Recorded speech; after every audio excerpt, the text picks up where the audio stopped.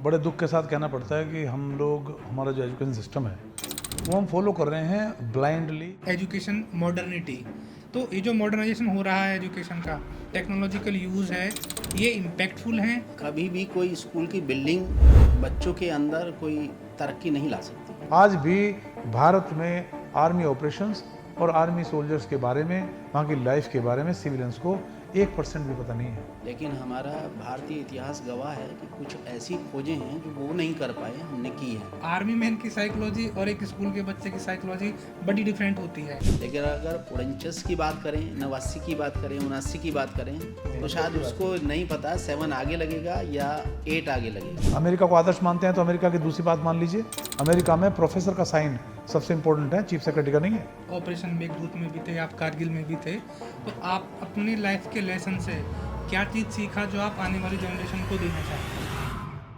मैं आप सभी का फिर से स्वागत करता हूं हमारे आज के पॉडकास्ट पे। आज के जो हमारे गेस्ट हैं वो इस तरह के गेस्ट हैं कि शायद मैं उनके व्यक्तित्व का वर्णन करूं तो मैं शायद पूरा दिन निकल जाएगा, उनका वर्णन नहीं कर सकता। सबसे पहले हमारे गेस्ट हैं मेजर नारायण सिंह जी, जो कि आर्मी में रहते हुए आर्मी के डिसिप्लिन को एक नॉर्मल लेवल के लोगों तक, और मैं यूँ कहूँ तो इंडिया के आने वाले भविष्य तक लेकर गए हैं। दूसरे हमारे गेस्ट हैं मिस्टर संजीव नागर जी, जिन्होंने अपने परिश्रम, दृढ़ निश्चय से हर एक बच्चे के भविष्य को संवारने के लिए और उनको राष्ट्रीयता की भावना जगाने के लिए राष्ट्रीय इंटर कॉलेज की स्थापना की है। हमारे दोनों गेस्ट अपना अपना स्कूल चलाते हैं, या मैं यूँ कहूँ कि हमारे भारत का निर्माण करते हैं। स्वागत करते हैं दोनों गेस्ट का। थैंक यू सर, हमारे आज के पॉडकास्ट पे आने के लिए मैं आपका बहुत स्वागत करता हूँ। थैंक यू सर, मेरा पहला क्वेश्चन स्पेशली आपसे है। जब मैं आपके स्कूल में गया और मैंने वहाँ बहुत सारी चीज़ें देखी, तो मैंने पाया कि कोरोना के टाइम में जो आपने अपने स्कूल को संभाला था, या यूँ कहूँ कि कोरोना के टाइम पे जो त्रासदी थी, आप उसके ऊपर बैठ गए थे त्रासदी के, कि हम देखेंगे कि आप कैसे आगे जाओगे। आपने पढ़ाई को रुकने नहीं दिया। उसके बारे में बताइए कि आपने वो टाइम कैसे मैनेज किया। सबसे पहले तो मैं GME चैनल को धन्यवाद देना चाहूँगा Thank कि you, उन्होंने हमें आज यहाँ पर बुलाया है। Thank you. रही कोविड-19 की बात करें तो उस समय जो महामारी आई उसमें सभी लोग परेशान थे। स्पेशली मैं एजुकेशन से जुड़ा हुआ हूँ, तो मैंने जो बारीकी से फेस किया, ऐसा लग रहा था कि कोई रास्ता निकलने वाला नहीं है। सभी प्रतिष्ठान बंद हो रहे थे, तो उसमें शिक्षण संस्थानों को जब बंद होते हुए देख रहे थे तो एक सपना जो हमने देखा था बच्चों के भविष्य को संवारने के लिए, ऐसा लगा कि ये कैसे पूरा होगा। तो उस समय ऑनलाइन के बारे में बहुत सारे टीचर्स नहीं जानते थे कि किस तरह से क्लासेस को चला जाए। Aware थे ही नहीं। यहाँ तक कि मैनेजमेंट कमेटी भी पूरी तरह से तैयार नहीं थी। तो थोड़ा बहुत मेरे बेटे ने मदद की उसमें, ऑनलाइन क्लासेस को किस तरह से चलाया जा सकता है। लगभग मुझे जहाँ तक याद है 17 मार्च की बात है, तो हमने पहली वीडियो केवल इसलिए डाली थी कि सभी बच्चे व्हाट्सएप ग्रुप से जोड़े जा रहे हैं, क्योंकि सब घर बैठे थे, जनता कर्फ्यू लगा हुआ था, कोई घर से बाहर नहीं निकल रहा था, और ऐसा लग रहा था कि इसका कोई टाइम निश्चित नहीं है कि ये 10 दिन के लिए है, 15 दिन के लिए है। वो बीमारी ऐसी लग रही थी कि कोई वैक्सीनेशन नहीं है और समझ में नहीं आ रहा था। तो हमने अपने सभी बच्चों को ग्रुप से जोड़ दिया, उनके मोबाइल नंबर्स हमारे पास थे, और जोड़ने के बाद सारे क्लास टीचर्स को निर्देश दिया कि सभी अपनी अपनी क्लासेस में बच्चों को पर्सनली भी फ़ोन करके आप बता देंगे कि ये ग्रुप इसलिए जोड़ा गया है। तो ग्रुप जुड़ने के बाद फिर वो थोड़ा सा हम मैसेज करते रहे, साथ में उन्हें सचेत भी करते रहे कि इसमें हम जो अपना पार्टिसिपेंट कॉलम खोल रहे हैं कि आप अपनी बात कह सकते हैं, तो वो केवल शिक्षा से जुड़ी हुई होनी चाहिए, इधर उधर की नहीं होनी चाहिए। तो हमने पहले उन्हें टिप्स दिए, हमने पहले उन्हें सचेत कर दिया था। तो उस समय फिर हमने एक छोटी सी वीडियो बनाई, एक छोटे से कमरे में। मुझे आज तक याद है कि हाई स्कूल की इंग्लिश की पोएम थी द फाउंटेन, और जब हम सामने फेस कर रहे थे उस कैमरे को, तो ऐसा लग रहा था जैसे शायद कोई एक्टिंग करने वाला एक्टर पहली बार उसे फेस करता है तो उसे पसीने आते होंगे। क्लास में बच्चे थे नहीं, वो कैमरा ही बच्चे बच्चा हैं नहीं, जी जी वहाँ हमें आदत होती थी जी। फिजिकली डेमो करने की, जी जी। और हमें ऐसा देखना पड़ रहा था, हेलो स्टूडेंट्स, इस तरह से करके हमें बड़ा अजीब सा लग रहा था। पर फिर भी हमने वो वीडियो बनाई, जी और वीडियो बनाने के बाद जब ग्रुप में डाली तो मुझे इतनी खुशी हुई कि बहुत सारे पेरेंट्स ने फ़ोन करके कहा कि सर ये तो ऐसा लग रहा है कि किताबों के बगैर भी क्लासेस चल सकती हैं, क्योंकि किसी बच्चे के पास किताब नहीं थी, किसी बच्चे के पास में ये नहीं समझ में आ रहा था, उनके गार्जियन को ये नहीं लग रहा था स्कूल तक कैसे पहुँचे। जी तो हम उस व्हाट्सएप ग्रुप के द्वारा एक छोटी सी एक वीडियो बना करके हम वहाँ पहुँच गए, हमें कुछ लगा कि हम इस ओर बढ़ सकते हैं, जी तो वहाँ से हमने वो एक तरह से क्लासेस स्टार्ट की थी। जी सर, जैसे हम क्लास के और डिसिप्लिन की बात कर रहे हैं, तो मेरा अगला क्वेश्चन आपसे ये होगा कि जब भी डिसिप्लिन का नाम आता है तो इस पूरी दुनिया में सबसे ज़्यादा नज़र दौड़ाएंगे तो इंडियन आर्मी की बात होगी। आप जब इंडियन आर्मी में थे तो इंडियन आर्मी के बाद आप एजुकेशन से जुड़े, तो आर्मी के डिसिप्लिन ने आपको किस तरह से शेप किया कि आप अपनी डिसिप्लिन को भारत के भविष्य के साथ जोड़ सकें? जी सबसे पहले तो आई थिंक कर्टसी है that I must thank GME team and आप Thank सभी you, को sir, कि आपने thank you. हम जैसे लोगों के विचारों को फोरफ्रंट में लाने की कोशिश की। जहाँ तक सवाल है डिसिप्लिन का और आर्मी का और मेरा व्यक्तिगत, जी मेरा बचपन से सपना था कि मैं आर्मी में जाऊँगा, जी और मेरे फादर ने मुझे इसी तरीके से पहले से ब्रॉटअप किया था कि आप आर्मी अफसर बनना, जी और फाइनली मेरा सपना पूरा हुआ, मैं आर्मी अफसर बना। जी और उसके बाद में आर्मी ने मुझे सारी चीज़ें सिखाई। इनफैक्ट मैं बहुत कम उम्र में चला गया था, 17 साल में चला गया था, जी तो उसके बाद सब कुछ मैंने तो वहीं सीखा, हायर एजुकेशन वहीं की मैंने।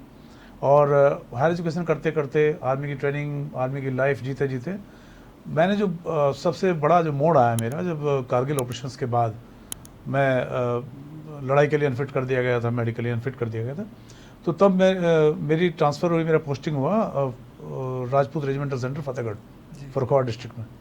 तो जब मैं वहाँ आया एज ए सीनियर इंस्ट्रक्टर, और वहाँ मुझे मौका मिला बच्चों को रिक्रूट करने का। जी हालांकि वो मेरा मेन जॉब नहीं था, मैं सीनियर इंस्ट्रक्टर था, जी पर मेन जॉब वो नहीं था। पर मुझे किसी वजह से उन्होंने कुछ क्वालिटी देखी होंगी, जो भी है मेरे सीनियर्स ने मुझे वो जिम्मेदारी दी। तो जब मैं उनको रिक्रूट कर रहा था और जब उन बच्चों का रिटन टेस्ट होता था या हम कई बार वाइवा बात करते थे, तो उन बच्चों का जो शिक्षा का स्तर था वो मैंने इतना नीचे पाया कि कई बच्चे जो 12th क्लास में 85% एक पर्टिकुलर सब्जेक्ट में मार्क्स लेके आए हैं, जी और मैंने उस सब्जेक्ट का पूरा नाम पूछा तो बच्चे नहीं बता पाए। तो मुझे बड़ा महसूस हुआ जी कि भारत का भविष्य कहाँ जा रहा है। तो तब मैंने सोचा कि जब मैं फ़ौज छोड़ूंगा तो मैं जाके ज़रूर एजुकेशन में थोड़ा कोशिश करूंगा कि ये बच्चे बेहतर शिक्षित हो सकें। और इसीलिए मैंने जो स्कूल है वो शहर में या हाईवे पे नहीं खोला, जी बल्कि गांव में खोला, हाईवे से थोड़ा दूर, और ताकि ग्रामीण बच्चे वहाँ आ सकें और वो एक शहर के जो स्कूल होते हैं उनके स्तर का की शिक्षा आराम से उनको मिल सके, कम पैसे में मिल सके। ये मेरा मुख्य उद्देश्य था। जी दूसरा उद्देश्य इसके पीछे ये था कि जहाँ तक डिसिप्लिन का सवाल है, जितने भी शिक्षण संस्थान हैं उनमें नागर जी मेरी बात से सहमत होंगे कि स्कूल में डिसिप्लिन मेंटेन करना, वो भी कंटिन्यूसली, एक मुश्किल काम है, बहुत मुश्किल टास्क क्योंकि छोटे बच्चे होते हैं, जी वे जी चुलबुले होते हैं। आज वो डिसिप्लिन हो जाएंगे, कल सुबह तक फिर भूल जाएंगे। आप रोज बोलो उनको कि फूल मत तोड़ो, और अगले दिन फिर तोड़ेंगे। जी तो वहाँ डिसिप्लिन लागू करना आसान काम नहीं था। जी जी तो हमने क्या किया, स्कूल के में जो हाउस बनाए हमने विद्यालय में, और उन हाउस में जो टीचर्स को जिम्मेदारी दी उनको बिल्कुल आर्मी की तरह हमने टास्क कर दिया, जी और उनको ये छूट दे दी कि आप अपने हाउस के बच्चों को बिल्कुल संतरी ड्यूटी की तरह लगा सकते हैं। जी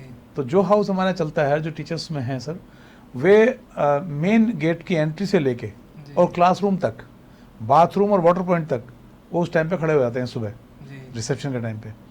फिर ऐसे ही वो लंच टाइम में और ऐसे ही डिपार्चर पे जी वो टीचर उनको सरप्राइज करते हैं। बच्चे हर पॉइंट पर खड़े मिलते हैं, जैसे आपने कैंट में देखा होगा संतरी खड़े होते बिल्कुल हैं। सर, जी तो उसको हमने किसी लेवल तक इम्प्लीमेंट किया है, और फिर हम इस बारे में मतलब बड़े सफल हुए कि बच्चों को हम ये समझा पाए कि जो हम आपको देना चाहते हैं वो जिंदगी की प्राथमिक आवश्यकता है, जी बेसिक रिक्वायरमेंट है। जी जी वैसे भी मेरा ये मानना है, मेरा पर्सनल मानना है, नागर जी भी मेरे ख्याल इस बात से सहमत होंगे कि सबसे अच्छे स्कूल में और कुछ कम अच्छे स्कूल में जी जो अंतर है वो अनुशासन का है। बिल्कुल सर बिल्कुल। सही बात। जो शिक्षक होते हैं वो तो बाय एंड लार्ज 80% 90% के बीच में होता है, जी लेकिन जो मेन अंतर है वो अनुशासन का है। तो इस तरीके से हमने फिर ग्रामीण अंचल में बच्चों को अनुशासित करने का और शिक्षित करने का, बनाने का ये बीड़ा उठाया 2013 में, और अभी तक वो जारी है। आगे देखते हैं। आपकी बातों से मैं समझ पा रहा हूँ, इमेजिन कर पा रहा हूँ कि स्कूल का माहौल सुबह से ही वो आर्मी कैंट वाला माहौल होता होगा ना, जैसे जी, ऐसे। एनसीसी के कैंप में करते थे। हाँ ऐसे ही है। सर जैसा कि सर ने बोला अभी कि डिसिप्लिन सबसे मस्ट है और एक जो स्कूल की एजुकेशन होती है वो डिफरेंट होनी चाहिए। जैसा कि सर बोल रहे थे कि 85% मार्क्स तो हैं लेकिन सब्जेक्ट की नॉलेज नहीं है। तो आपके अकॉर्डिंग अगर मैं पूछूं कि एक स्कूल को सबसे ज़्यादा डिफरेंट क्या चीज़ बनाती है? देखिए, कभी भी कोई स्कूल की बिल्डिंग बच्चों के अंदर कोई तरक्की नहीं ला सकती है। बिल्कुल। वहाँ के जो टीचर्स हैं, अगर वेल एजुकेटेड हैं या ट्रेंड हैं या बच्चों की साइकोलॉजी को अच्छे से जानते हैं, तो वो उसके अंदर बहुत सारा चेंजेस लाते हैं। बिल्कुल। मुझे एक वाकया याद है, लगभग 2005 या 6 का रहा होगा। एक बच्चा था, गार्जियन लेके आए, सर इसको पढ़ाना है, और वो बच्चा किसी भी हालत में स्कूल में आने के लिए तैयार नहीं था। उन्होंने कहा, सर मैं बाहर बैठ जाया करूँगी, अगर ऐसा होगा तो 1 घंटे बाद ही मैं ले जाऊँगी, अगर परेशान आपके टीचर्स को कर रहा है। जितना भी पढ़ेगा धीरे धीरे इसे आदत डलेगी, मैं बिल्कुल कोऑपरेट आपको करूँगा। जी। वो बच्चा 1 दिन परेशान करा, 2 दिन करा, यहाँ तक कि वो इतना ज़्यादा, मैं स्पॉयल तो नहीं कह सकता क्योंकि वो तो लैंग्वेज दूसरी हो जाएगी, कि बिगड़ा हुआ था, जी। या घर में अकेला बच्चा था, लाड़ प्यार उसकी दादी का, उसकी बुआ का, सबका इतना ज़्यादा था कि वो बच्चा किसी भी हालत में स्कूल में टिकने के लिए तैयार नहीं था। यहाँ तक कि मेरे बस का जो कंडक्टर था, उसे जब वो भागता था, दौड़ता था, उसे रस्सियों से बांध करके बिठा देता था कि इसे अभी पहली बार आदत डालनी है कि इसे 1 घंटे 2 घंटे बिठाना है। पहले हमने आदत डाली उसे धीरे धीरे स्कूल में टाइम के हिसाब से, कि वो वहाँ बैठना सीख जाए। ये जितनी भी किताबें थी उसको एक साइड रख दिया, फिर धीरे धीरे वो वहाँ के माहौल से परिचित होने लगा, दूसरे बच्चों के बीच में उसे घुलने और मिलने दिया। जैसा वो कर रहा था, थोड़ा वॉच तो करे दे, किसी को हर्ट ना करे, लेकिन उसे फ्री छोड़ दिया। धीरे धीरे वो परेशान हो गया कि मुझसे कोई बात नहीं कर रहा है, मैं खुला हूँ, तो इसका मतलब अब थोड़ी बहुत इनकी भी मानने लो। जी। टीचर्स की बात मानने लगा। 1 महीने के अंदर इतना चेंजेस आया कि अगले जब रिजल्ट आउट हुआ फाइनल का, तो उसमें लगभग टॉप 10 लिस्ट में था वो बच्चा। अरे। धीरे धीरे धीरे धीरे उसने इतना इम्प्रूवमेंट किया, तो हमें लगा कि उसकी साइकोलॉजी को हमने पढ़ लिया, जी। और बच्चे के अंदर धीरे धीरे चेंज आने लगा। वरना अगर स्ट्रिक्टनेस होती, हम्म। डंडे का सहारा लेते, जी। तो शायद न नहीं वो पढ़ पढ़ पाते। पाता, न वो गार्जियन ही हमें कोऑपरेट कर पाते। साइकोलॉजी से ही खेलना होता है, साइकोलॉजी से अगर तो आपने कैच टीचर्स अगर साइकोलॉजी पढ़ लेता है बच्चे की, जी। कि ये बच्चा किस तरह से सुधरेगा, यानी कि इसे प्रमोट किया जाना चाहिए या इसको दंड दिया जाना चाहिए, अगर वो अच्छे से समझ ले, जी। तो बच्चे में सुधार लाया जा सकता है। सर, जैसे संजीव जी ने बात की साइकोलॉजी की, साइकोलॉजी प्ले की बात की, आप आर्मी में थे, आपने बताया कि मैंने रिक्रूट भी किए हैं आर्मी मैन, वहाँ से आप आए स्कूल में। अब आर्मी मैन की साइकोलॉजी और एक स्कूल के बच्चे की साइकोलॉजी बड़ी डिफरेंट होती है, और आपकी जर्नी वही रही कि आप आर्मी से स्कूल में आए। तो ये जो आपका सफ़र था आर्मी से लेके स्कूल तक का सफ़र, ये चैलेंजिंग था या इंटरेस्टिंग था आपके लिए? ये दोनों था इनफैक्ट।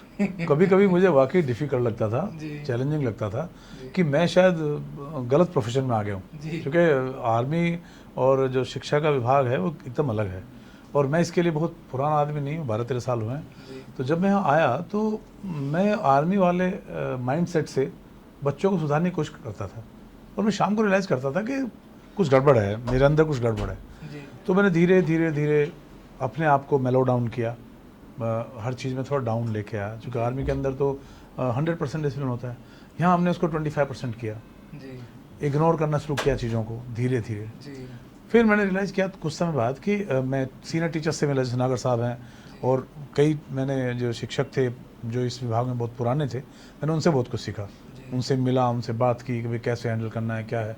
कुछ लोगों को मालूम भी नहीं है, मैंने उनसे सीख लिया होगा, जी। और कुछ बच्चों से भी सीखा, कुछ बच्चों से भी सीखा कि बच्चा क्या चाहता है, और उसके धीरे धीरे करके अब मैं थोड़ा सा कह सकता हूँ कि मैं एक शिक्षक के तौर पे थोड़ा बहुत हूँ। जी। और इसके अलावा दूसरी चीज़ मैंने एक नोटिस की थी, जो हमने अपने स्कूल में लागू करने की कोशिश की है सर, वो ये है कि जो हमारे टीचर्स होते हैं, तो समस्या केवल बच्चों में नहीं होती है। आमतौर पर जब भी हम बात करते हैं तो सभी लोग कोशिश करते हैं कि बच्चे बच्चे बच्चे बच्चों को ये करो, बच्चों को वो करो। केवल बच्चों को ही सुधारना हमारा काम नहीं है। जी। मैंने रियलाइज़ किया कि हमें स्टाफ को भी डिसिप्लिन में रखना पड़ेगा। तो स्टाफ को डिसिप्लिन करो तो स्टाफ भागने लगता है। जी वो तो ऑब्वियस है, मैनेजमेंट में जब भी आप स्ट्रिक्ट होंगे तो कोई भी जो एम्प्लॉय होगा वो स्ट्रिक्टनेस को एक्सेप्ट नहीं करता। बिल्कुल बिल्कुल। तो मैंने फिर धीरे धीरे कॉन्फिडेंस में ले करके अपने यहाँ कई चीज़ें लागू की मैंने। जैसे कि प्रेयर हमारे यहाँ होती है, तो हमने प्रेयर में 20 मिनट्स की प्रेयर की। उसमें हमने क्या किया, 20 मिनट से पहले प्रेयर की, प्रेयर के बाद में जीके, कुछ छोटे बच्चों की पोएम्स, जी। बड़े बच्चों की टेबल्स, कुछ साइंस के फॉर्मूले, कुछ मैथ के फॉर्मूले, वो हम प्रेयर में सुनते हैं। उसके बाद में छोटे बच्चों से पोएम सुनते हैं। कोई बच्चा स्पीच देना चाहता है, जैसे कोई पर्टिकुलर डे है, जी मान लिया कोई भी डे आ जाता है, हिंदी दिवस आ गया या कोई और, उस पर कुछ बच्चे जो वॉलंटियर हैं वो अपना स्पीच दे सकते हैं, तो उनको धीरे धीरे उसके लिए प्रून करना। उसके बाद हमने टीचर्स को बोला, भाई प्रेयर समाप्त होते ही आप अपने अपने मोबाइल टेबल पे जमा कर दीजिए, अपने अटेंडेंस रजिस्टर में साइन कीजिए और मोबाइल जमा कर दीजिए। वो होने लगा, तो उससे हमें बहुत बड़े डिविडेंड्स मिले। पहला डिविडेंड तो ये था कि टीचर बीच में डिस्टर्ब ही नहीं हुए। जी हमने कहा भाई आपको कोई इमरजेंसी बात करनी है तो phone is always available in office, obviously। या हमारे फ़ोन से कर लीजिए। जी आपके घर का कोई मैसेज है तो हमारा नंबर दे दीजिए। जी तो उससे हमें बहुत बड़ा फ़ायदा मिला। और धीरे धीरे करते करते ये रहा कि हम जो एजुकेशन के फील्ड में जो हम करना चाहते थे उस दिशा में हम कुछ हद तक बढ़ चुके हैं जी। और धीरे धीरे आगे बढ़ रहे हैं। अब आगे देखते हैं क्या होता है। तो आपकी बातों से है कि आपने 2 युद्ध किए हैं, पहला राष्ट्र के लिए युद्ध किया जी। और राष्ट्र के भविष्य के लिए युद्ध कर रहे हैं। जी जी जी। जी सर, संजीव सर, मेरा क्वेश्चन आपसे ये है कि आपका जब स्कूल चलता है, राष्ट्रीय इंटर कॉलेज आपके स्कूल का नाम है, तो आपके स्कूल में ही राष्ट्रीयता है, तो आपके जो पेरेंट्स हैं आप उनको क्या मैसेज देना चाहेंगे? क्योंकि बच्चे की पढ़ाई में जितना स्कूल का योगदान होता है उससे कहीं ज़्यादा योगदान पेरेंट्स का होता है, तो क्या एक मैसेज देना चाहेंगे उनको कि उनको अपने बच्चों के भविष्य के लिए क्या चीज़ करनी चाहिए? अच्छा क्वेश्चन है। सबसे पहले तो मैं हर स्कूल वालों को ये कहूँगा कि अगर पेरेंट्स के साथ जुड़ना है तो पीटीएम को नेसेसरी किया जाए। जी और मेरे स्कूल में मुझे अच्छा लगता है कि मेरे टीचर्स का सहयोग रहता है, बच्चों का भी सहयोग रहता है, क्योंकि वो भी मैसेज को कन्वे करते हैं। और जी, 95% जो पेरेंट्स हैं वो पीटीएम में आते हैं। जी जब वो आएंगे तो हम उनकी अपनी बातों को वहाँ तक पहुँचाएंगे। तो उन्हें एक फर्स्ट टर्म एग्ज़ाम के बाद, सेकंड टर्म या फाइनल टर्म एग्ज़ाम के बाद में एक सामूहिक मीटिंग होती है पीटीएम, जिसमें वो सामने बैठे रहते हैं, हमारे टीचर्स इस साइड बैठे रहते हैं, उनके क्वेश्चंस होते हैं, हमारे होते हैं, जो उनकी सजेशंस और कंप्लेंट होती है वो हाथ के हाथ रिमूव करने की कोशिश करते हैं। जी तो उसमें हम सबसे पहले यही बोलते हैं कि आप बच्चे पर अननेसेसरी दबाव न डालें किसी भी तरह से, जी और लाइफ में केवल मार्क्स गेन करना या परसेंटेज को लाना ही आप प्रायोरिटी ना रखें। आपका बच्चा अगर दूसरी फील्ड में कुछ अच्छा कर रहा है तो उसकी स्किल को पहचानें, जी और हम उसमें कितना इम्प्रूव ला सकते हैं, उसे आगे बढ़ा करके उसे और बेहतर खिलाड़ी या उसे आर्टिस्ट या जिस क्षेत्र में जिस भी भी जाना फील्ड में चाहता है जाना उसमें चाहे। हम पूरा सहयोग दे सकते हैं। जी तो हमारा यही कहना होता है कि मार्क्स पर किसी भी तरह से आप फोकस ना करें, परसेंटेज को ना लें। और एक दूसरा हमारा कहना होता है कि अपने बच्चों की तुलना दूसरे बच्चों से ना करें। बिल्कुल ना करें। सबसे मान लीजिए negative impact 60% जाता वाला बच्चा है, वो 90% वाले बच्चे की किसी भी तरह से मुकाबला नहीं कर सकता। है। जी अननेसेसरी अगर वो गार्जियन उस पर दबाव डालेगा, एक ट्यूशन लगा दिया, 2 लगा दिया, बार बार शाम में भी जब वो बैठते हैं, मैंने 3 ट्यूशन लगा रखे हैं, वो बच्चा तो गरीब है, एक भी ट्यूशन नहीं पढ़ता, मैंने अच्छे खाने पीने की व्यवस्था की हुई है, ये सारी चीज़ें कह करके तो अननेसेसरी कहीं ना कहीं वो Burden मेंटली होता है। प्रेशर डालता है। बिल्कुल। तो इससे हम कहते हैं कि वो कंपटीशन अपने बच्चे से ही रखे। अगर पिछले साल वो 60% पे था, अगर 65 आ रहे हैं तो धीरे धीरे इम्प्रूवमेंट हो रहा है, तो वो उसे संतुष्ट होना चाहिए, और वही जो इम्प्रूवमेंट है वो लॉन्ग लास्ट जाती है। जी तो सर, जब आप पढ़ते होंगे, आप स्कूल जाते होंगे, तो आपने अपने टाइम की शिक्षा देखी है और जो आज आप शिक्षा दे रहे हैं बच्चों को, आपने वो भी देखी है। तो आपको सबसे बड़ा जो एक चेंज नज़र आता है आपकी जनरेशन में और आज की यंग जनरेशन में, वो क्या चेंज नज़र आता है एजुकेशन में? सबसे बड़ा तो मुझे जो लगता है कि बड़े दुख के साथ कहना पड़ता है कि हम लोग, हमारा जो एजुकेशन सिस्टम है वो हम फॉलो कर रहे हैं ब्लाइंडली यूरोपियन सिस्टम को या वेस्टर्नाइज सिस्टम को, जो कि हमारे हिंदुस्तान के लिए, भारत के लिए अच्छा नहीं मानता मैं उसको। जी जी कारण है कि हमारे यहाँ जो पहले शिक्षण सिस्टम था शिक्षा का, वो उस समय के अनुसार अच्छा रहा होगा। यदि उसको हम अपडेट करते आज तो शायद वो बहुत बेहतर होता। और उसकी नकल कई जगह नेशनल लेवल के इंस्टीट्यूट ने की है। जैसे कि आप नेशनल डिफेंस एकेडमी जाइए, जी इंडियन मिलिट्री एकेडमी में जाइए, IAS एकेडमी में जाइए, IPS एकेडमी में जाइए, जो हमारे गुरुकुल में होता था उसका जो पैटर्न है जी। वो उन्होंने अपनाया हुआ है। जी। जैसे मैं एग्जांपल देता हूँ, जब मैं ट्रेनिंग करने गया इंडियन मिलिट्री एकेडमी में, तो हमारे जो ऑफिसर्स थे, जो इंस्ट्रक्टर थे, उनके दर्शन हमको केवल क्लास में होते थे। जी बाकी टाइम हमारे ऊपर हमसे 6 महीने सीनियर, जो सेमेस्टर सीनियर था, जी केवल वो हमको डिसिप्लिन करता था। और ये डायरेक्टली गुरुकुल के एजुकेशन से लिया गया। ओके। यदि इफ आई एम करेक्ट, यदि मैं गलत सर आप करेक्ट करना मुझे, कि 5 साल का बच्चा गुरुकुल में जाता था जी जी जी और बिल्कुल। 5 साल के बाद में वो एक सब्जेक्ट को 2 साल पढ़ता था, जी फिर वो दूसरा सब्जेक्ट लेता था। जी जी तो जो नया बच्चा आता था, तो जो पहले 2 साल पूरे कर चुका उससे सीनियर उसको पढ़ाया करता था, जी और प्राचार्य एक हुआ करते थे। जी ये पैटर्न था हमारी गुरुकुल के एजुकेशन का। सेम सिस्टम की झलक हमें वहाँ नज़र आती है आज IAS IPS Indian military academy में। जी जी हमारे सीनियर फुल पावर्ड हैं, वो जो सजा दें कोई चैलेंज नहीं कर सकता, जी उनके सामने हम घूम नहीं सकते फालतू। तो ये चीज़ हम लेकर के वहाँ इम्प्लीमेंट तो कर चुके हैं। जी। लेकिन जब एकेडमिक एजुकेशन की बात आती है, तो जो हम लॉर्ड मकौले की बात करते हैं, जी उस सिस्टम से बाहर ही नहीं आ पा रहे हैं। जी जी अब नई एजुकेशन पॉलिसी लागू हुई है, जी हम बड़े खुश हैं, खुश थे कि भाई बहुत कुछ आएगा, लेकिन वो बदलाव अभी तक बहुत कम देखने नज़र को नहीं मिला, आता बहुत है। मामूली है। जी जी हालांकि चल रहा है, जैसे कि मैं देख रहा हूँ इतिहास में बहुत सारी चीज़ें बदली जी। हैं, और कुछ सीक्वेंस ऑफ इवेंट्स जो हमारे ऐतिहासिक हैं, जो इग्नोर्ड थे, वो जी। फ्रंट में आ रहे जी। हैं। लेकिन अब मैं दूसरी तरफ एक और चीज़ देखता हूँ, मैं किसी को ऑफेंस नहीं करना चाहता, जी अफेंड नहीं करना चाहता, no one should take offence of it, जी कि जैसे मैं माइनॉरिटी इंस्टीट्यूट्स में देखता हूँ, जी तो माइनॉरिटी इंस्टीट्यूट्स में मैं किसी पर्टिकुलर कॉलेज का नाम नहीं लूँगा, स्कूल का नाम नहीं लूँगा, जी उसमें मेरे एक टीम है जो हमारे स्कूल को चलाते हैं, 3 टीचर हैं मेरे जो क्लोजली रिलेटेड हैं आपस में, और वे मेरी मदद करते हैं। हम 4 एक टीम बन करके पूरे स्कूल को हैंडल करते हैं। जी वो टीचर 2 बच्चों को ट्यूशन पढ़ाते हैं। उनसे मेरी बात हुई 2 दिन पहले, तो उन्होंने बताया कि एक बच्चा पढ़ता है मिशनरी स्कूल में, और जो बच्चा मिशनरी स्कूल में पढ़ता है, उस बच्चे का जब उन्होंने हिस्ट्री की बुक का चैप्टर बात की, तो उसमें केवल मुगल और केवल Christian history, Christianity and Mughal, इसके अलावा हिस्ट्री का एक भी चैप्टर नहीं है।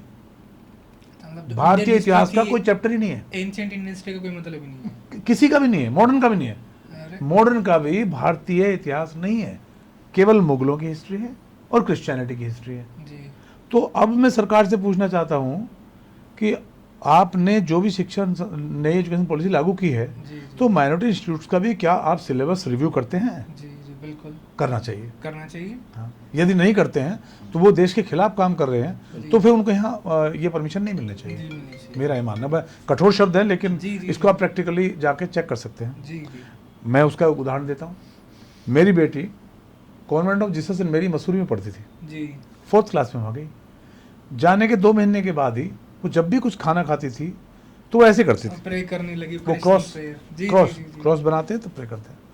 पर जब भी किसी हिंदू स्कूल में या किसी नॉर्मल स्कूल में कोई बच्चा आता है, यदि वहाँ हम हिंदू संस्कृति का एक शब्द भी बोल देते हैं, तो पेरेंट्स का ऑब्जेक्शन आ जाता है। जी और वो भी हिंदू होते हैं पेरेंट्स, जी यानी कि हमारे पेरेंट्स का जो माइंड है उसको कंडीशन कर दिया गया, हमारी जनरेशन को खासकर वो कंडीशन कर दिया गया कि जो मिशनरी स्कूल में एजुकेशन है वो सही बेस्ट है, बिल्कुल। जबकि ऐसा बिल्कुल नहीं है। जी जी जी बल्कि अब तो मिशनरी स्कूल में पढ़ने वाले बच्चे वो अपना नुकसान कर रहे हैं, क्योंकि आने वाले समय में भारत की जो भी ब्यूरोक्रेसी है या टॉप एग्जाम्स हैं UPSC एटसेट्रा, वे उससे नहीं आएंगे, जी वो भारत के ही इतिहास से आएंगे। NEP से ही ये बात यदि नहीं है तो समझ लें पेरेंट्स जी कि वो अब उससे नहीं आएंगे। जी तो मुगल हिस्ट्री पढ़ना, क्रिश्चियनिटी की हिस्ट्री पढ़ना हमारे कोई काम नहीं आने वाले, और किसी मिशनरी स्कूल में एडमिशन कराना किसी प्रेस्टेज का इशू नहीं है। जी अब आपको स्कूल के पूरा बैकग्राउंड देख करके एडमिशन कराना चाहिए, ना कि आंख बंद करके अंग्रेजी सीखने के लिए। जी। अंग्रेजी तो एक भाषा है।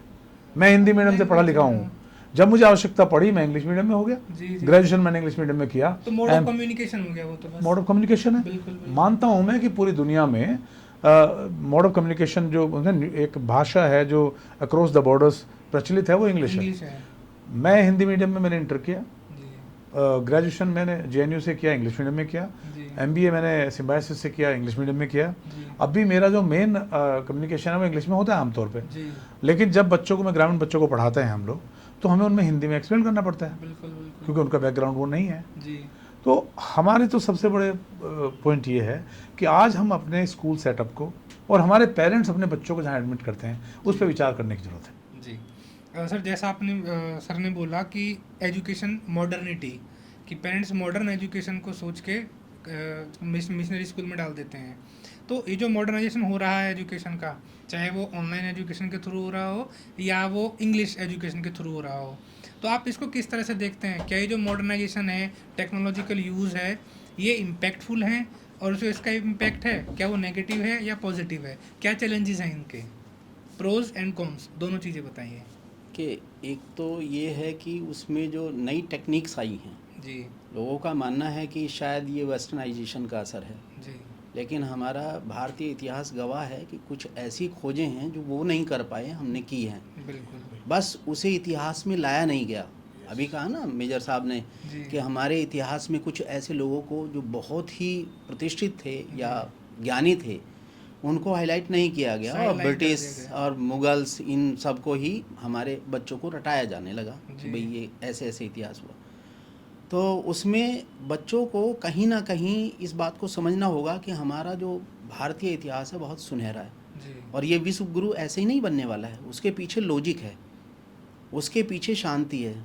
हमारा देश सर्वे भवन्तु सुखिना की बात करता है, वसुदेव कुटुंबकम की बात करता है। तो ये एक सीमा में बात नहीं करता, सबको अपना मान करके चलता है। ऐसी शिक्षा यहाँ से दी जाती है।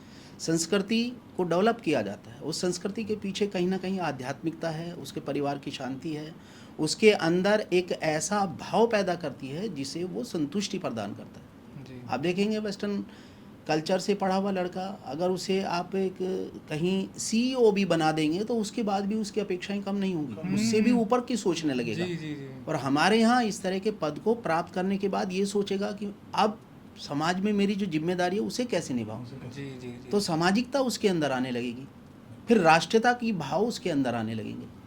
तो हमारी संस्कृति और पाश्चात्य संस्कृति में बहुत अंतर है। इसलिए धीरे धीरे अब हमें वर्तमान सरकारों से, चाहे वो राज्य सरकार है चाहे केंद्र सरकार है, पूरी तरह से हमें उम्मीदें जगी हैं कि उस राष्ट्रीयता की भावनाओं को धीरे धीरे लाया जा रहा है और बच्चों के अंदर वो धीरे धीरे चेंजेस देखने को भी मिल रहे हैं। जी सर, सबसे बड़ी बात आती है अगर हम एजुकेशन की बात करते हैं। सर ने भी बताया कि राष्ट्रीयता की भावना, ये सारी चीज़ जब आती है जब आपका मन एकाग्र हो और स्ट्रांग हो। तो जो आप अपने स्कूल में फॉलो करते हैं, आर्मी के रूल फॉलो करते हैं, तो बच्चों को मेंटली स्ट्रांग बनाने के लिए क्या कुछ टेक्टिक्स हैं जो आप स्कूल में यूज़ करते हो? हाँ सर, इससे पहले कि मैं आपको इस टॉपिक की बात करूँ, मैं एक थोड़ा सा रेफरेंस देना चाहूँगा जो पिछले क्वेश्चंस में मैं मिस कर गया था। जी कि हमारी जनरेशन में जो मोड ऑफ एजुकेशन था जी और जो आज है उसमें एक जरा सा अंतर है, मैं मिस कर गया वो, I am sorry for that. जी कि आज क्या हो गया कि मीडिया है हमारे पास, जी। सोशल मीडिया है, इलेक्ट्रॉनिक मीडिया है, और जो बुक्स हैं आज, हालांकि बुक्स अब सेकेंडरी बन गई हैं प्रैक्टिकली। बिल्कुल प्रैक्टिकली हाँ, books are taken as secondary जी, मोड ऑफ जी, जी, एजुकेशन। आजकल हम सोशल मीडिया पे ज़्यादा एजुकेट हो रहे हैं। मोस्ट ऑफ द पीपल जो आजकल मीडिया बात कर रहे हैं, हम भी यहाँ पॉडकास्ट में बात कर रहे हैं, वो लोग क्या करते हैं कि इधर उधर से इकट्ठी की सूचना की बात ज़्यादा करते हैं। जी पहले ऐसा नहीं था। हमारे टाइम पे आई स्टिल रिमेंबर, मेरे एक प्रिंसिपल थे, डॉक्टर नहीं नॉट डॉक्टर, शिवचरण शर्मा जी, वो मेरे आदर्श भी हैं। जी जब मैं बात करता हूँ तो उन्हीं का इसमें लहजा है। तो वो बहुत सारी बातें कहा करते थे, बड़े प्रैक्टिकल चीज़ें कहा करते थे। और एक हमारे संस्कृत के लेक्चरर थे, उन्होंने ये कहा था एक बार कि आने वाले समय में दूध नहीं मिलेगा, जी बल्कि लोग दूध लिखकर कागज़ पे और चाय में डाल दिया करेंगे। और ऐसी बात, मतलब ऐसी बातें उन्होंने कब कही? जी हमें वो बताते थे, 1977 की बता रहा हूँ, मैं 7th क्लास में था। तो किसी ने मुझे बताया कि अमेरिका में जो पुअर की परिभाषा, गरीब की परिभाषा है, तो उस टाइम वो कहते थे गरीब वो होता है जिसकी कार पुरानी हो, जिसका बंगला लेटेस्ट डिजाइन में ना हो। जी। तो हम हंसा करते थे कि हमारे यहाँ तो बंगला ही नहीं है, गाड़ी ही नहीं है, तो पुराने का कहाँ सवाल उठता है। सही बात। लेकिन आज वही समय हमारे यहाँ आ गया है। जी अब आपने जो दूसरा सवाल पूछा था, जी वो उसको एक बार रिमाइंड करें, क्या वर्ड्स थे उसके? सॉरी, मैं एग्जैक्ट वर्ड्स, कीवर्ड्स। कि आप अपने स्कूल में डिसिप्लिन को मेंटेन करने के लिए या फिर हाँ, मेंटली स्ट्रांग बनाने के गॉट लिए इट, गॉट इट। वो दैट इज जो मैंने अपने लाइफ में किया था, मैंने वो इम्प्लीमेंट किया है। मैंने क्लास 5th 6th से अपने आप ही बड़े भाई की मदद से योग स्टार्ट किया था मैंने। जी मैं योग किया करता था अपनी ट्यूबवेल पे, जी और वो योग करते करते मैं डिस्ट्रिक्ट मुजफ्फरनगर में फेमस रहा। जी और मैं उस टाइम पे 3.5 मिनट सांस रोक दिया करता था, पानी के अंदर 2.5 मिनट रोक दिया करता था। जी योग करता था तो कई बार स्टेज पे भी कराते थे हमारे गुरुजी। फिर मैं एथलेटिक्स में भी गया, तो उससे मुझे बहुत शक्ति मिली। आज मैं जहाँ हूँ मुझे लगता है कि हमारे गुरुजन जी और मेरे फादर और योग, इन तीनों का एक कॉम्बिनेशन हूँ जो बैठा हूँ यहाँ पे। जी आज मैंने अपने स्कूल में वेडनेसडे और सैटरडे को लोग आमतौर पे वो पीटी रिग पहनाते हैं, जी जी जी हमने उस पर ट्रैक सूट बनाया हुआ है अलग अलग कलर के हाउस वाइज। जी तो वेडनेसडे और सैटरडे को हम प्रेयर के बाद 35 से 40 मिनट योग आसन कराते हैं। जी उस योगासन में हम प्राणायाम से लेकर के संस्कारी एजुकेशन से लेकर के कुछ एक्सरसाइज भी कराते हैं, और बच्चों को उस बारे में अवगत भी कराते हैं कि क्यों कराया जा रहा है। उन्हें एकाग्रता की ट्रेनिंग भी देते हैं। जी यदि आप प्राणायाम कर सकते हैं तो आप एकाग्र हो सकते हैं किसी भी उम्र में। जी आप चाहे 80 साल के हैं, 90 साल के हैं, यदि आपने प्राणायाम ठीक से कर लिया। प्राणायाम करने का जो बेसिक चीज़ है कि उस टाइम पे आपने ब्रेन को खाली करना है। जी यदि अगर ब्रेन खाली हो गया तो पहली बात तो आप स्वस्थ हो गए, जी आप किसी चीज़ से पीड़ित नहीं रहेंगे। दूसरी बात, जब एक जगह ध्यान लगाएंगे तभी आप सांस रोक सकते हैं, जी अदरवाइज सांस नहीं रोक पाएंगे आप ठीक से। आप और प्राणायाम को तरीके से करें तो आप स्ट्रांग भी बनेंगे, विल पावर आपकी सुधरेगी। बिकॉज सांस, जब प्राणायाम का मकसद क्या है, जहाँ तक आप सांस रोक सकते हैं, यदि कैपेसिटी बढ़ानी है तो 5 सेकंड फालतू रोकना पड़ेगा। जी, जी, वो 5 सेकंड आपको पेन देते हैं थोड़ा सा, तो वो आपको मजबूत बनाते हैं कि दर्द को सहन करने की शक्ति होनी चाहिए। जी और फिर जब आप फिजिकली फिट होते हैं तो आप रिस्क लेते हैं, खेलते हैं, स्पोर्ट्स करते हैं, टीचर कुछ बताते हैं जल्दी समझ में आता है। लेकिन अब मैं अपनी क्लास में क्या करता था, कभी भी 100% मेरी अटेंशन क्लास में होती थी। जी घर जाके मैं 2 घंटे पढ़ता था और फिर भी मेरा नंबर होता था फर्स्ट 2 3 में। और आजकल क्या हो गया कि क्लास में बच्चे ध्यान नहीं देते, जी बाद में कहते हैं मैं उससे पढ़ लूँगा, यूट्यूब से पढ़ लूँगा, या हाँ, बाद गूगल पे में चला जाऊँगा वगैरह ट्यूशन ले वगैरह। लेंगे। हाँ, तो उसकी वजह से जो चीज़ें कमियाँ आई हैं, हम उनको सुधारने की कोशिश करते हैं। बच्चों को यदि कोई चोट लग जाती है छोटी मोटी, तो छोटे बच्चे बहुत ज़्यादा रोने लगते हैं। तो हमने एक बिल्कुल सिस्टम बनाया हुआ है कि 2 टीचर हम भेजते हैं, वो टीचर जाते हैं उनके पास, पहले उनको पैम्पर करते हैं, बाद में उनको ये बताते हैं कि बेटा ये तो कुछ भी नहीं है, 5 मिनट लगते हैं हमें एक बच्चे पे देने में, जी, उसमें जी, चोट लग जी। जाती है, 10 दिन में 20 दिन में बच्चे कूदते रहते हैं, लेकिन वो बच्चे बिल्कुल संतुष्ट होकर जाते हैं। हम उनको ये भी नहीं कहते घर मत बताना, वो घर खुद ही नहीं बताते, वो उसको माइनर चीज़ समझते Minor हैं, उससे उनकी विल पावर बढ़ती है जी, और इस जी, प्रकार जी। से वो स्ट्रांग बनते हैं। जी सर, जैसे सर ने बताया कि हम योग कराते हैं, इससे मेंटल स्ट्रांग होता है, लेकिन जब हम स्कूल की बात करें तो स्कूल का जो ऑरा दिखता है या पूरे स्कूल का जो एक डिसिप्लिन दिखता है, उसकी बैकबोन होते हैं स्कूल के टीचर्स। तो आपके स्कूल में जब मैंने देखा तो टीचर बहुत डिसिप्लिन दिखे मुझे, जब मैंने विजिट किया आपका स्कूल। तो आपके स्कूल के डिसिप्लिन में या पूरे करिकुलम में आपके टीचर्स का रिफ्लेक्शन कैसे दिखता है आपको? देखिए, स्कूल के सामने समस्या होती है कि बच्चे ड्रेस में नहीं आ रहे हैं, कोई जी। जूता है तो टाई नहीं पहने हुए है, या फिर ये देखिए वो टाइम नहीं आ रहे हैं। तो हमने सबसे पहले अपने ही ऊपर ये लागू किया कि पहले तो टीचर्स को ड्रेस दी, वो वेल ड्रेस्ड में आएंगे जी टॉप टू बॉटम, तो बच्चों को भी लगेगा जब मेरी मैम या मेरे सर ड्रेस में हैं तो मुझे भी ड्रेस में जाना ही होगा। टाइमली के लिए हमने थोड़ा स्ट्रिक्टनेस लाई।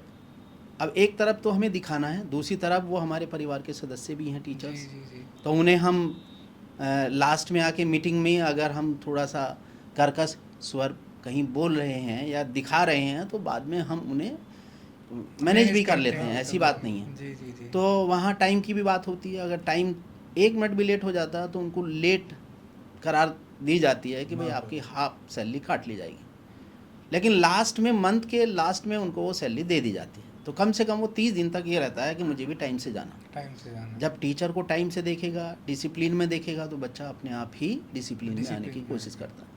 फिर गार्जियन किसी तरह का कोई क्वेश्चन नहीं उठाता, सर 15 दिन में बन जाएगी या 10 दिन में ये चीज़ें नहीं हैं तो मैं इसे अवेलेबल करा दूँ। जी। क्योंकि मेरा विद्यालय जहाँ पर है वो ऐसी आर्थिक स्थिति वाले लोग वहाँ रहते हैं, डाउन ट्रोडन कह दें या ये कहें कि वो लेबर किस्म के ही ज़्यादातर हैं, लेकिन मुझे उनका भरपूर प्यार मिलता है। पढ़ाई के बारे में कोई भी चीज़ें वो पीछे नहीं रखते हैं, किताबें हैं, कॉपी हैं, स्टेशनरी का कोई भी सामान है तुरंत ला के देते हैं। कभी कभी होती है आर्थिक स्थिति की वजह से वो चीज़ें ये नहीं कर पाते जी। हैं। मान लीजिए 2 ड्रेस हैं, एक ड्रेस नहीं आ रही है तो कोई बात नहीं है, उसके लिए हम टाइम एक दे निश्चित देते कर हैं। दिया है, 1 हफ्ते तक बन जाना चाहिए। लेकिन उससे पहले ही वो तैयार कर लेते हैं। उन्हें भी पता है कि अगर हमारा बच्चा ऐसा करेगा तो एक स्कूल की रेपो भी बनेगी, जी, जी। उसमें हमारा भी इनाम होगा, तो वो लोग पूरी तरह से सपोर्ट करते हैं। तो लगता है कि स्कूल में अगर उसकी ब्रांडेड बनाने में है तो केवल टीचर्स का ही नहीं, पेरेंट्स का भी है, बच्चों का भी है, पूरा एनवायरनमेंट, वो सारी चीज़ें हैं जी जो एक अच्छी दिशा में लेके जाती हैं स्कूल। जी। सर, मेरा नेक्स्ट क्वेश्चन आपसे ये है कि आप अपनी लाइफ के जो लेसन है, क्योंकि मैं अगर युद्ध की बात करूँ तो आप ऑपरेशन मेघदूत में भी थे, आप कारगिल में भी थे, तो आप अपनी लाइफ के लेसन से क्या चीज़ सीखा जो आप आने वाली जनरेशन को देना चाहेंगे? आर्मी की लाइफ से दरअसल जो हमने लेसन सीखे होते हैं वो बहुत डीप होते हैं। पहली बात तो मैं जी, जी। उनको हूबहू नेक्स्ट जनरेशन में ट्रांसफ़र करना, इनकलकेट करना बहुत आसान नहीं है। जी जी लेकिन मैं इतना ज़रूर कहना चाहूँगा कि जो हमारे पेरेंट्स हैं, जो हमारे बच्चे हैं, उनके अंदर जो बेसिक चीज़ें हो जाएंगी तो वो ये चीज़ सीख जाएंगे। जैसे कि आज का पेरेंट्स बच्चों के साथ खाना नहीं खाता, बड़ी जी। सिंपल सी बात है, बिल्कुल। वो खाना नहीं खाता। तो मैं अब पीटीएम में पेरेंट्स को बोलता हूँ कि कम से कम शाम का खाना आप बच्चे के साथ खाएं, उस पर थोड़ा भरोसा दिखाएं। जो बच्चा अच्छे मार्क्स ला रहा है, इंटेलिजेंट है, पेरेंट्स आगे उसकी शिकायत करने की कोशिश करते हैं, कहते और अच्छा करेगा। तो मैंने उनको रिक्वेस्ट की कि भाई जब एक आप छत पे पहुंच गए, आप उससे ऊपर कहाँ जाएगा बच्चा, उस पर कॉन्फिडेंस रखिए, उसको और चीज़ें भी सिखाइए, संस्कार भी सिखाइए, और उसके साथ में बैठिए, उससे कम से कम 2 घंटे बैठ के पूछिए कि आज सुबह से शाम तक क्या किया आपने, किस टीचर ने क्या पढ़ाया, आपको कितना समझ आया। उसके बाद उसकी डायरी चेक कीजिए, क्या क्या होमवर्क आपको मिला है, या आज आपके किसी बच्चे झगड़ा हुआ था तो क्यों हुआ था, उसका समाधान मिला, टीचर ने किया या आपने दोस्ती अपने आप कर ली। जब ये चीज़ें होंगी तो जो रियल लाइफ लेसन है, चाहे वो आर्मी के हों, चाहे वो बिजनेस के हों, चाहे वो किसी फील्ड के हों, जी जी वो ऑटोमेटिकली बच्चों में अंदर चले जाते हैं। जी। जैसे कि मेरे पेरेंट्स थे, और मेरे फादर वो बहुत सीधे थे, एकदम स्ट्रेट फॉरवर्ड, और ज़्यादा इधर उधर की बातें ना करके सीधी बात करते थे। यदि मेरी कोई गलती थी तो मेरे मुंह बताते थे, और यदि उन्हें लगता था कि मेरे बच्चे में होना चाहिए तो उन्होंने हमेशा मेरे सामने आर्मी ऑफिसर्स को बड़ा करके दिखाया। वो शायद इसलिए कि उनके ज़माने में आईएएस कुछ भी नहीं होता था, जी आर्मी ऑफिसर होता था। जी अंग्रेज़ों के ज़माने में एक आर्मी ऑफिसर, एक लेफ्टिनेंट रैंक का आर्मी ऑफिसर डीएम को बुलाया करता था अपने ऑफिस में। जी एक ये ज़माना था। 83 तक एक कैप्टन रैंक का जो अधिकारी है वो डीएम के पैरेलल था। लेकिन बाद में सिविल का वो एक बड़ा कंट्रोवर्शियल इशू है जी, जी। कि भाई वहाँ पे लॉबीज़ हैं और वो पॉलिटिकल मसला है, पीस टाइम में आर्मी थोड़ा बैक फुट पे चली जाती है, जी, जी। एडमिनिस्ट्रेशन सामने आता है, उसमें मैं नहीं पढ़ूंगा। तो वो चीज़ करते करते हम धीरे धीरे दूसरे जो प्रैक्टिकल एस्पेक्ट्स हैं सोसाइटी के, हम उनको आदर्श मानने लगते हैं, जबकि इम्पोर्टेंस तो कम कभी नहीं होगी। जी। आर्मी की इम्पोर्टेंस युद्ध ना होने पे कुछ समय के लिए भूली जा सकती है, जी लेकिन उसको अब नजरअंदाज नहीं कर पाएंगे। नजरअंदाज नहीं कर सकते। जिस दिन जरा सा भी युद्ध होगा तो सारी चीज़ें वहाँ होती हैं। जी उसके बाद उस फील्ड में बहुत सारी पॉलिटिक्स होती है, उसमें ना पढ़ के मैं एजुकेशन लेवल तक आऊँगा कि उन चीज़ों को हम बचपन से यदि स्कूलों में लागू करें। जैसे कि एनसीसी एक जगह है, एनसीसी के हमारे सीट्स बहुत कम है। जी जब भी कोई इंटर कॉलेज एनसीसी लेना चाहता है, नागर साहब के स्कूल में है कि नहीं पता नहीं, नहीं। आप यदि डालेंगे तो वेटिंग लिस्ट है 5-5 साल की, 6-6 साल की, 5 साल की 5 साल की NCC वेटिंग के लिस्ट लिए? है, जबकि ये सीट बढ़नी चाहिए। प्राइवेट में और एक्स्ट्रा पैसा देना पड़ता है। वो चलो पैसा तो मैं मानता हूँ गवर्नमेंट में कि, नहीं देना पड़ता, बच्चों हाँ, से कलेक्शन करना। लेकिन उसमें भी वेटिंग लिस्ट है।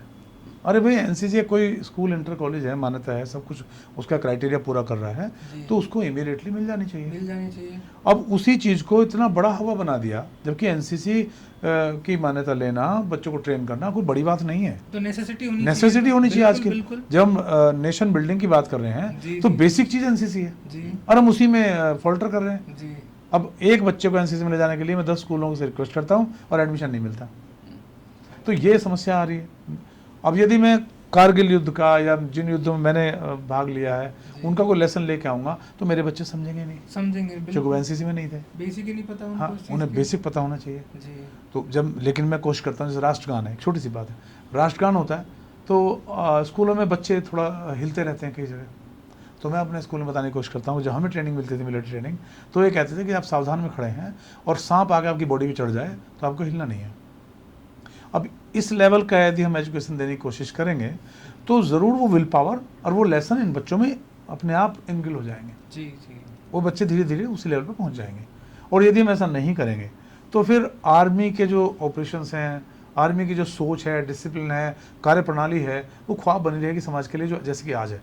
आज भी भारत में आर्मी ऑपरेशंस और आर्मी सोल्जर्स के बारे में, वहाँ की लाइफ के बारे में सिविलियंस को 1% भी पता नहीं है। जी जबकि जिनको हम फॉलो कर रहे हैं वेस्टर्न कंट्रीज़ में, अमेरिका में जाके देखिए, यूरोप में जाके देखिए, वो बहुत कुछ जानते हैं उसके बारे में। उनका रिक्रूटमेंट सिस्टम भी ऐसा है। जी। जैसे हमारे यहाँ पे अग्निवीर लाए हैं, मैं थोड़ा सा टाइम लूँगा इसमें। जी। जैसे अग्निवीर आए, अग्निवीर एक बहुत अच्छी योजना है, लेकिन उसको हमने अपने परिप्रेक्ष्य में अग्निवीर नाम दे दिया, जबकि यूरोप में ये अलग है। यूरोप में उनके हालात हालांकि अलग हैं, उनके यहाँ पॉपुलेशन कम है। जैसे कि आप इजराइल की बात करें, जी। पॉपुलेशन कम है, तो उनके यहाँ हर इंसान को, हर नागरिक को जो 18 साल का होता है उसे आर्मी जाना आर्मी कंपलसरी है, ट्रेनिंग must होती है। पॉपुलेशन कम है, छोटा कंट्री है, जी, जी, जी। वो अंडरस्टूड है। कई कंट्रीज बड़े, चाइना है, चाइना में तो पॉपुलेशन सबसे ज़्यादा है। जी उनके यहाँ क्यों होता है? उनके यहाँ नेशन बिल्डिंग की जाती है, राष्ट्रीयता की भावना, देश सबसे पहले है, ये भावना इनक्रीज करने के लिए वहाँ पर जो भी बच्चा पहले ये होता है, वयस्क होता है, उसको वो आर्मी में रखा जाता है और फिर वो सिविल में चला जाता है। अमेरिका में आर्मी के अंदर सोल्जर्स आते हैं और छोड़ के भी आ जाते हैं, दोबारा भी जा सकते हैं। उनके यहाँ उसे कहते हैं प्राइवेट्स। तो उस तरीके के सिस्टम आज हम आर्मी में यदि अपने यहाँ ला रहे हैं, अग्निवीर का ऑब्जेक्शन कर रहे हैं लोग, और वो लोग बात कर रहे हैं अग्निवीर के बारे में जो आर्मी के बारे में कुछ नहीं जानते कुछ हैं। नहीं जानते हैं। और उनके कहने से मैंने ये भी सुना है, अब बटालियन छोड़े बहुत दिन हो गए, लेकिन मैं जैसे रिव्यू सुनता रहता हूँ कि जो सोल्जर्स अग्निवीर के से गए हैं कि वे थोड़ा डिसिप्लिन में उनसे कम हैं। वो कहते हैं मुझे 3 साल रहना है, मुझे क्या हाँ, करना है। बिल्कुल। लेकिन ये मानसिकता हमारे समाज से पहुंची है वहाँ, क्योंकि आर्मी को ज्वाइन करना जॉब नहीं है। आर्मी को जॉब करना रिस्पॉन्सिबिलिटी और कमिटमेंट है। जी जो भी सोल्जर गांव में गरीब किसान के घर से सोल्जर आता है या अफसर आता है, तो वो परिवार सोचता है मेरे बेटे को जॉब मिल गया। जी। लेकिन जो आर्मी में गया है 60 डेज के बाद में उसके लिए वो जॉब नहीं होता, जो जॉब नहीं होता। उसके लिए वो अलग लाइफ होती है। उसका ये कह लीजिए ट्रांसफ्यूजन हो जाता है, वो टोटली अलग बन जाता है, उसका तनख्वाह से कोई लेने देना नहीं जी, है। जी। एक बार मैंने एक स्पीच दिया था, मैंने बताया भी था कि यदि आपको तनख्वाह के लिए की बात की जाए तो आर्मी मान लिया एक सोल्जर को 50-60 हज़ार रुपये से सैलरी स्टार्ट होती है, मैं आपको 1 लाख रुपये महीना देता हूँ, आप 6 महीने बंकर में रख दिखाइए, क्या कोई रह सकता है? बिल्कुल नहीं रह सकता। इसलिए मैं कहता हूँ कि आर्मी एक जॉब नहीं है, आर्मी एक कमिटमेंट है कमिटमेंट। और एक रिस्पॉन्सिबिलिटी है टुवर्ड्स योर नेशन, जहाँ पैदा हुए मातृभूमि के लिए। अब वो भावनाएं जिनको परिवार समझना शुरू कर दें तो समाज समझना शुरू करेगा। बिल्कुल। समाज समझेगा तो आने वाले जो इनकम्बेंट सोल्जर्स हैं जी। वे भी उसी भावना पे जा करके फिर अपनी जिम्मेदारी निभाएंगे। और इसको अपडेट किया जाना चाहिए, अग्निवीर वाले सिस्टम को। केवल उनको 10% रिजर्वेशन अलग अलग डिपार्टमेंट में देने से काम नहीं बनेगा, उनको अपडेट करिए, जो बेटर पॉलिसी हो सकती है। जी। जैसे कि मैं एक सुझाव देता हूँ कि एक सोल्जर है, उसने ज्वाइन किया, 4 साल 5 साल जॉब किया और वो अग्निवीर के तौर पर रिटायर होकर चला गया, जी लेकिन वो दोबारा फिट है और उसका मन है कि वो दोबारा क्वालिफाइड है और बिल्कुल सारी कंडीशंस पूरी करता है, उसको दोबारा लिया जा सकता है। जी जी जी he can be as an Agniveer, advance Agniveer और प्राइवेट इन द आर्मी। जी जी जी तो उससे क्या होगा कि हमारे किसी भी रैंक, जैसे हमारे आर्मी में आर्मी ऑफिसर्स की बहुत कमी है, जवानों की भी कमी है, उसको पूरा किया जा सकता है। तो इसको अपडेट करने की जरूरत है। जी। वहाँ के कमिटमेंट यहाँ पर ट्रांसफ़र करने के लिए ये सिस्टम बनाना जरूरी है। रिटायरमेंट के बाद मैं तो बोलता हूँ कि जो अग्निवीर रिटायर होकर आते हैं उनको हर एक स्कूल में डिसिप्लिन हेड बनाया जाए। उद्देश्य तो यही है, बिल्कुल। अग्निवीर का उद्देश्य ये है कि जब वो यहाँ से रिटायर होकर आएंगे, हालांकि 50% तो पहले एब्जॉर्ब हो रहे हैं, जी जी जी और 60% के बाद में जो बच्चे बाहर आते हैं उनको रिजर्वेशन दे दिया। तो उनका मकसद ये था कि एक तो हमारे में ट्रेंड मैन पावर पब्लिक में अवेलेबल होगी, जब भी जी, कोई जी। नेशनल इमरजेंसी होगी तो हमारा हर आदमी ट्रेंड मिलेगा, जी, वो जी। गन उठाने की देर काम कर लेगा। दूसरा ये था कि मेरा कमेंट किसी सिविल सर्वेंट पे नहीं है, जी। लेकिन जो मेरी फीलिंग्स है मैं बताने की कोशिश करता हूँ जी कि आर्मी वाले को अब जब बाहर लाएंगे वो कितना बेईमान होगा। जी आप समझ रहे हैं मैं क्या करप्ट कह रहा नहीं, मैं समझ गया सर बिल्कुल। हूँ। तो ये मेरा मानना है। बहुत अच्छा लगा सर आपका ये आंसर सुन के। जैसे जी सर, मेरा एक पर्सनल क्वेश्चन आपसे ये है, जब हम पढ़े होंगे, आप भी पढ़े होंगे, सर पढ़े होंगे, तब हिंदी एजुकेशन थी, हिंदी मीडियम में हम सब पढ़े हैं। हमने अपने आप को इंग्लिश मीडियम में डाल लिया है और बहुत अच्छे से डाल लिया है। हमें लगता नहीं है कि शायद हम भूल गए हैं कि हम हिंदी मीडियम से भी पढ़े होंगे। लेकिन आज का इंग्लिश मीडियम का बच्चा पढ़ने वाला, उसको अगर आप 1 से और 100 तक आप काउंटिंग करने लगो तो 20-25 पे जाके वो 25-26 करके वो ख़त्म, उसको 26-27 55-56 नहीं पता है। तो क्या आपको लगता है कि ये सही है, या सिर्फ इतना तो होना चाहिए कि वो अपनी जो हमारी मातृभाषा है हिंदी, तो उसमें कुछ कर सके? ये बात सही है कि उसे 1 से लेकर 100 तक की तो गिनती इंग्लिश में काउंटिंग अच्छे से आती है, लेकिन अगर 49 की बात करें, 89 की बात करें, 79 की बात करें, तो शायद उसको नहीं पता 7 आगे लगेगा या 8 आगे लगेगा जी, जी, 9 जी। के। तो इतना तो उसे पता होना चाहिए जी कि भाई हम एक ऐसे समाज में रहते हैं जहाँ पर ये बोलचाल की भाषा में इस तरह के शब्द बोले जाते हैं, जी तो इसे प्रैक्टिकल में लिया जाना चाहिए। बेसिक में बच्चों को ये सब ज्ञान दिया जाना चाहिए। वैसे भी अपनी इंग्लिश के साथ साथ। अपनी जो गिनती सिस्टम है उसको जिंदा भी तो रखना है। हाँ, उसे भी जिंदा रखना है, सही बात है। जी सर, एक मेरा लास्ट क्वेश्चन आपसे है, जीएमई स्पेशल क्वेश्चन होता है कि अगर आपको एक दिन के लिए इंडिया का एजुकेशन मिनिस्टर बनाया जाए, सारी पावर आपको दी जाए कि आप जो चाहें रिफॉर्म कर सकते हैं एजुकेशन में, तो वो कौन कौन से रिफॉर्म होंगे जो आप करना चाहेंगे?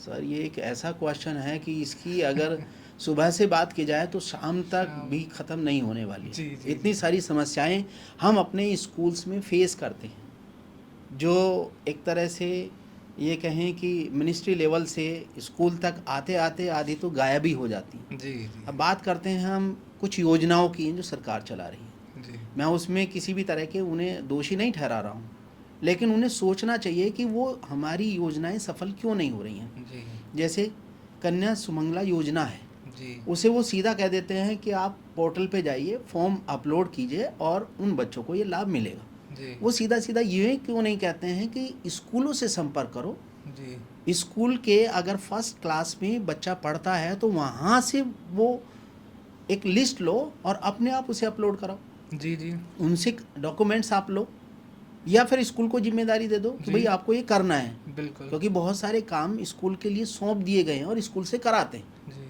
मैं समझता हूँ कुछ ऐसे भी हैं जिसमें अननेसेसरी जो है स्कूल्स बर्डन में रहता है जी और उसका कोई नतीजा नहीं निकलता। ऐसी कन्या सुमंगला योजना के साथ साथ है बाल विकास योजना है, जिनके मम्मी या पापा गुजर जाते हैं और उन बच्चों को जो आर्थिक लाभ सरकार देने वाली होती है, 2500 रुपये महीना 2 बच्चों को मिलता है, 5000 रुपये अगर उसके घर में आएंगे जिसके ऊपर कोई कमाने वाला नहीं है तो शायद उसको लाभ मिलेगा, तो उसका बच्चा प्रोग्रेस करेगा, समाज में कहीं ना कहीं अलग तरह का बदलाव आएगा। जी जी तो उसे उस ऐसी तरह की योजनाओं को सार्वजनिक नहीं किया जाना चाहिए, स्कूल के साथ जोड़ देना चाहिए जी और स्कूल उसे भली भांति आराम से मॉनिटरिंग करके और उसको लागू करा सकता है और उनको डायरेक्टली लाभ दिला सकता है। अभी छात्रवृत्ति योजनाएं चल रही हैं कई सारी, उसमें क्या है कुछ पता ही नहीं चलता है स्कूल को क्यों इस बच्चे को छात्रवृत्ति नहीं मिली है, जी पता नहीं कैसे उसमें इस तरह के कई सारे ऑब्स्टिकल आ जाते हैं जिसमें बच्चा उसे पूरा ही नहीं कर पाता और इंटरेस्ट ही उसका ख़त्म हो जाता है, जी जी जी जबकि उसे आर्थिक स्थिति उसकी इतनी ख़राब होती है कि उस पैसे की उसे आवश्यकता चीज़ें होती है। ट्रांसपेरेंट नहीं है। अभी इससे पहले अगर हम बात करें कुछ वर्षों से पहले यूडाइस सिस्टम नहीं था। जी, एक जी, ये तो बढ़िया किया है यूडाइस अच्छा किया सिस्टम है से, ये तो, उस जी। बच्चे को जो पैन नंबर मिला है ऑल ओवर इंडिया में कहीं भी जाके देख सकता है जी जी कि मैं एक किसी रिकॉग्निशन इंस्टीट्यूट में पढ़ता हूँ, मेरा एक वजूद है, जी या ये कहें कि अपार आईडी जो क्रिएट होने लगी है उससे भी लाभ मिला है बहुत बच्चों लाभ को मिला है पारायण। कि उसका एक डिजी लॉकर बनाया जा रहा है, उसमें सारे डॉक्यूमेंट्स वो रखेगा।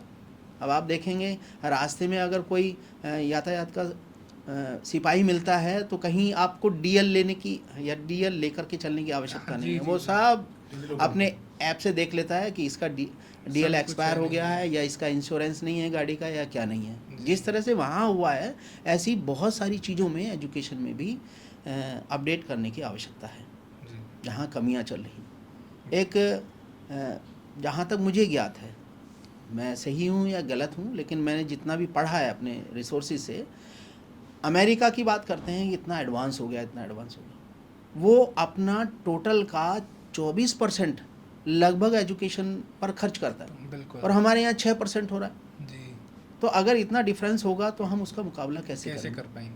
इसीलिए हमारे बच्चे जो हाईली क्वालिफाइड हो जाते हैं वो अपना देश छोड़ करके और आप दूसरे फॉरेन देशों जाने में की चले कोशिश जाते हैं। कर रहे हैं। तो हमें वो सारी चीज़ें लानी हैं जो आज के रिक्वायरमेंट के हिसाब से है। जी तो नेक्स्ट क्वेश्चन होगा, जो हम बुद्धिस्ट मिशन एजुकेशन चला रहे हैं, आपके इसके बारे में क्या विचार है? One word about our GME.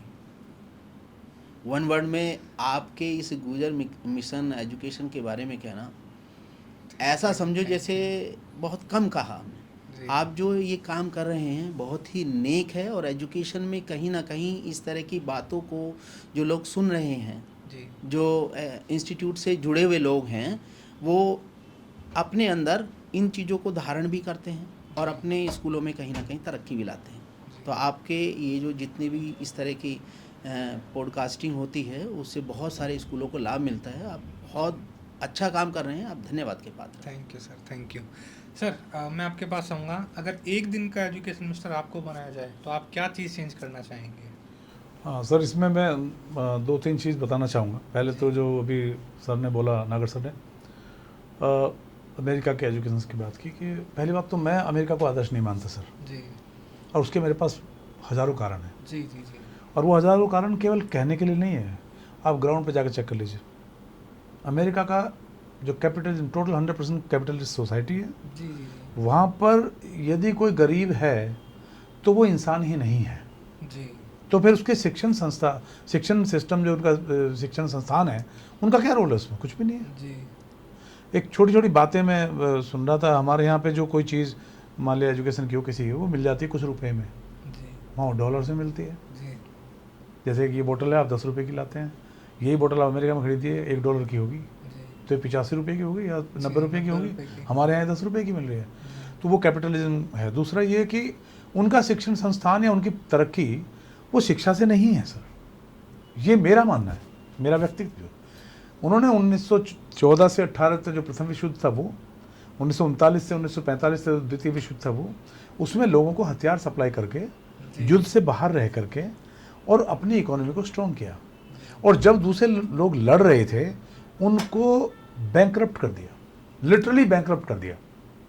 इतिहास पढ़ेंगे तो इतना स्ट्रेट आपको कोई सेंटेंस नहीं मिलेगा, जी। पर मैं स्ट्रेट कह रहा हूँ। जी पूरे यूरोप को बैंकरप्ट कर दिया, रशिया को बैंकरप्ट कर दिया, पूरे मिडिल ईस्ट को बैंकरप्ट कर दिया। इंडिया उसमें नहीं था बट हम कॉलोनी थे, जी तो हम भी बैंकरप्ट थे। जी जी और जब सब बैंकरप्ट हो गए तो खुद साहूकार बन के बैठ गया।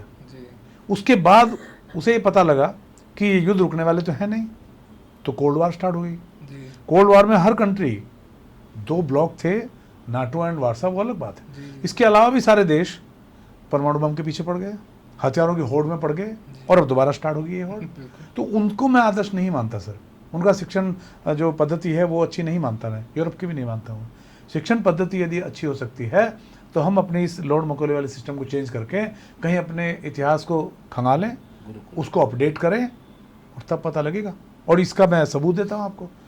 1700 ईस्वी तक भारत की अर्थव्यवस्था पूरी दुनिया की अर्थव्यवस्था का 25% थी। बिल्कुल बिल्कुल जब मुगलों ने कन्वर्जन स्टार्ट किया, जी हिंदुओं को मुसलमान बनाना शुरू किया, तब हमारी इकोनॉमी डाउन हुई है। जी तो ये इसका सबूत है कि हमारे सारे सिस्टम पूरी दुनिया में बेस्ट थे। अब आता है, यदि मैं शिक्षा मंत्री होता तो आई फील एलिवेटेड इस सवाल पे, बट सच्चाई तो ये कि सबसे पहले तो मैं सर एक चीज़ रिमूव करना चाहूँगा। सरकार ने बड़े बेहतरीन काम किए हैं कि किसानों की पैसा सीधा अकाउंट में आता है, जी तो बीच के बिचौली गायब हो गए, और बहुत सारे सिस्टम ऐसे। हम शिक्षा के मामले में भी ऐसा ही कुछ करें सर। जैसे सरकारी टीचर हैं, कोई ऑफेंस नहीं करना चाह रहा, सरकारी टीचर के खिलाफ मैं नहीं हूँ, लेकिन सरकारी टीचर के दिमाग से ये निकाल देना कि भाई आप सरकारी हैं तो सैलरी मिलेगी, आप पढ़ाएं ना पढ़ाएं, जी। ये सेंटेंस निकालने का काम करूँगा सर। जी दूसरी बात, सबसे इम्पोर्टेंट काम, अमेरिका को आदर्श मानते हैं तो अमेरिका की दूसरी बात मान लीजिए, अमेरिका में प्रोफेसर का साइन सबसे इम्पोर्टेंट है, चीफ सेक्रेटरी का नहीं है। हमारे यहाँ टीचर की कोई वैल्यू नहीं है, वैल्यू ही नहीं है, चाहे वो कोई भी हो। जी। तो टीचर को वैल्यू देनी पड़ेगी। टीचर का सिलेक्शन सिस्टम जो अभी गवर्नमेंट ने किया है, टीजीटी में प्रीलिम है, मेन है, जी। और तब सेलेक्ट होता है। I am very happy. जब भी टीचर बेस्ट होगा तो आईएएस तभी- बेस्ट होगा, बिल्कुल बिल्कुल देश बेस्ट होगा। जी अब हो कह रहा था, अब तक नागर साहब ज़्यादा जानते हैं इस बारे में, टीचर बनने के 50 तरीके थे, जी इंक्लूडिंग सिफारिश, इंक्लूडिंग रिश्वत, इंक्लूडिंग भाई भतीजावाद, इंक्लूडिंग चमचागिरी। आप यूनिवर्सिटीज में जाइए, जी जी जी जो पीएचडी का स्कॉलर है, यदि वो किसी अपने, नो ऑफेंस टू एचओडीज, यदि किसी एचओडी के पास ज़्यादा रहता है तो वो प्रोफेसर बन जाता है। जी जी और जो टॉपर है, यदि वो सच्ची बात कहता है, एचओडी की नज़रों में ठीक नहीं है, एक इंटेलिजेंट आदमी सड़क की खाक छान रहा है, बिल्कुल प्राइवेट स्कूलों में 15,000 रुपये में शिक्षा देने की कोशिश कर रहा है, वो फ्रस्ट्रेट हो घूम रहा है। बिल्कुल जब तक हम शिक्षकों की वैल्यू नहीं समझेंगे, जी। देश कहीं पहुंचेगा ही नहीं। आईएएस की अपनी वैल्यू अपनी जगह है, मैं उसकी कम करने को नहीं कह रहा हूँ, मैं शिक्षक की बढ़ाने को कह रहा हूँ। जी जी जी। और इसको आप सीखिए अमेरिका से, पहली बात। दूसरी बात सर, जो मैं चाहूँगा वो ये कि जो शिक्षण हमारा जो सिस्टम है शिक्षा का, उसमें यदि कोई भी सब्सिडी, जो नागर साहब ने भी मेंशन किया, कि वो डायरेक्ट ग्राउंड पे आनी चाहिए, दिखनी जी चाहिए। जी जी, ट्रांसपेरेंसी होनी और वो इतना क्लियर होना चाहिए। इतना भारी भरकम सिस्टम बनाया हुआ, अभी आरटीई में एडमिशन होते हैं सर, जी आरटीई के एडमिशन में मुझे रजिस्ट्रेशन में 1 महीना हो गया, जी मैं क्या करूँ समझ नहीं आ रहा। मेरे पास फॉर्म आया रखा बच्चे का, मेरा वो नहीं मिल रहा, पोर्टल नहीं पोर्टल नहीं मिल रहा, कि मेरा रजिस्ट्रेशन नहीं मिल रहा। ये सिस्टम सीधा होता है, कहते भैया तुम्हारे 3 वैकेंसी हैं, 4 वैकेंसी हैं आरटी के अंडर में, आप एडमिशन लीजिए और हमें सूचना दे दीजिए, और वो सिंपल एक मेल डाल दो, कहानी खत्म। बिल्कुल। इतना सिंपल सिस्टम कर देना चाहिए। और वो भारी भरकम पहले मैं करूंगा, फिर बीओ करेगा, बीओ के नीचे स्टाफ वो करेगा, फिर बीएसए करेगा, और फिर जब तक सिस्टम सीधा होगा तब तक उसका बेचारे का 1 साल बच्चे का निकल गया। निकल चुका हो। फिर बच्चे को हमने पढ़ा दिया, लेकिन उसका जो हमें कंपेंसेट करी गवर्नमेंट, हाँ, वो नहीं आ पा रहा। जी फिर हम कहाँ जा रहे हैं, बाबू के पीछे खड़े हैं। जी हम शिक्षक हैं, कोई लाइन में लगे हुए मजदूर नहीं है कि आज की दिहाड़ी मांग रहे हैं। बिल्कुल एक ये सिस्टम खत्म करना चाहूँगा। तीसरा सिस्टम सर जो मैं सुधारना चाहूँगा वो ये है कि जो मैंने पहले कहा भाई, सिलेबस को अपडेट करना है, और शिक्षण जो व्यवस्था है हमारी, उसमें पेरेंट्स को इन्वॉल्व करना बहुत ज़रूरी है। जी। आज हमारे पेरेंट्स शिक्षण संस्थान से अलग हैं। जी। वे कहते हैं हमने फीस दे दी, बच्चा भेज दिया, आपका काम है। अब जिम्मेदारी स्कूल की है। ऐसे नहीं होता। या तो फिर गुरुकुल बनाइए आप, जी 24 घंटे हमारे यहाँ रखिए बच्चों को, बिल्कुल। तब हम जिम्मेदारी लेंगे 100%। लेकिन 6 घंटे के लिए भेज करके 18 घंटे की जिम्मेदारी से छुटकारा पेरेंट्स का पा लेना, ये शिक्षण संस्थान के लिए अच्छी बात नहीं है। बिल्कुल बिल्कुल। मैं ये लागू करना चाहूँगा सर। और शिक्षण जो शिक्षा मंत्रालय है सर, जैसे सरकार में, आज मैं आलोचक नहीं हूँ, I am not a critic, but फिर भी मैं मेंशन करना चाहूँगा कि सर देश को चलाने के लिए 5 मंत्री हैं मेन, उनमें शिक्षा मंत्री नहीं है सर। जी शिक्षा मंत्री होना चाहिए 3रे नंबर पे, जी। लेकिन शिक्षा मंत्री है 25वें नंबर पे। 25वें नंबर पे।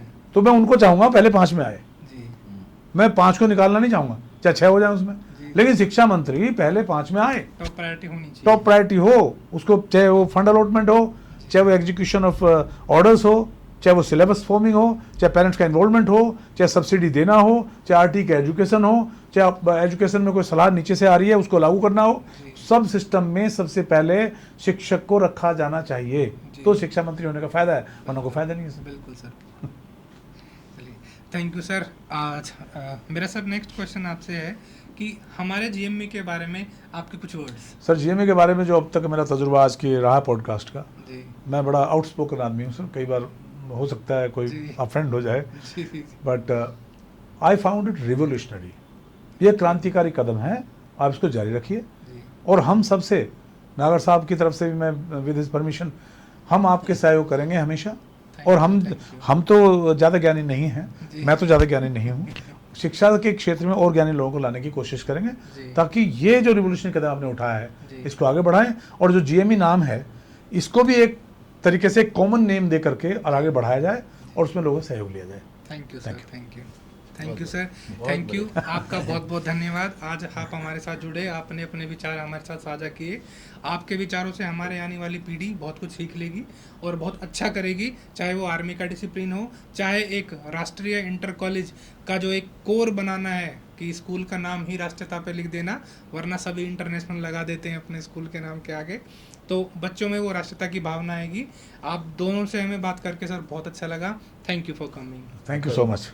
Thanks to you. आज हमने बात की राष्ट्रता की, आज हमने बात की आर्मी के डिसिप्लिन की, आज हमने बात की राष्ट्रीय इंटर कॉलेज के संस्थापक मिस्टर संजीव नागर जी से और नारायण विद्यापीठ के संस्थापक मेजर नारायण सिंह जी से।